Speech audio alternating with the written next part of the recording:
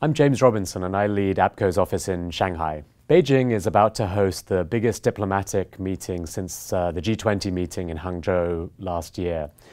From May 14th to 15th, President Xi Jinping will be inviting 28 world leaders to join him in Beijing to discuss the One Belt, One Road initiative. One Belt, One Road, otherwise known as OBOR, or the Belt and Road Initiative, is extremely significant for the Chinese government and has really global implications. There are really three things you need to know about OBOR. First, OBOR is principally an economic initiative. It looks to focus China's trade, investment, and overseas development aid into countries across Europe, the Middle East, South Asia, and Africa. It was first proposed in 2013 by President Xi Jinping, and around 60 countries have signed on to be recipients of this kind of investment and trade and aid. It's fueled by a fund of around $40 billion that the Chinese central government has earmarked for OBOR projects, and an additional $100 billion that's been invested into the Asia Infrastructure Investment Bank.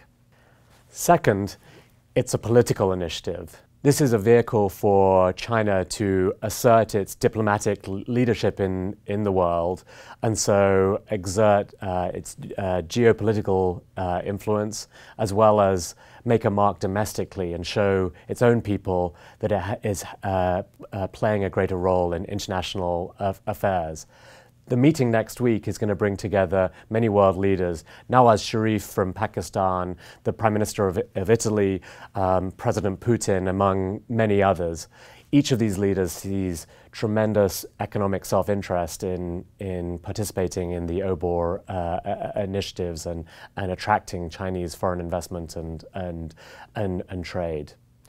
Conversely, there are some areas of sensitivity, particularly along the Pakistan-China border, and the new economic zone that runs through Kashmir. This has been a difficult thing for the Indian government to accept, and notably India will not be playing a big role at the summit next week. Additionally, OBOR was first conceived as the Trans-Pacific Partnership was coming to fruition, and many noted how OBOR was China's answer to TPP. Others have noted that OBOR is really more like a Marshall Plan without the need for a war. Ironically, the Marshall Plan, which invested around $13 billion in Europe's reconstruction, in today's value would be around $100 billion US dollars, so of similar scale. And thirdly, OBOR is commercial, and this is perhaps most important for many of the organizations we're working with. As China and its East Asian neighbors have entered and in some cases surpassed middle-income status, Chinese business is looking for new fertile emerging markets, and many of the countries that OBOR is targeting across Africa and South Asia are hungry for the kind of goods and services that Chinese companies can offer, whether it's airports or consumer goods. And this is an effort by the Chinese central government to stimulate and open up those markets for Chinese companies.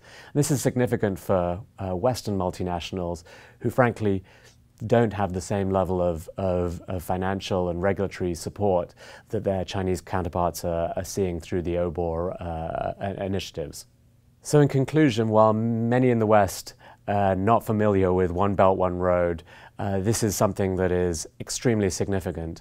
Between 2014 and 2016, I think $300 billion of investment flowed from China to OBOR nations. And so the summit in Beijing is an important capstone to Xi Jinping's primary foreign policy initiative, and something that we're bound to be hearing more about over the coming months and years.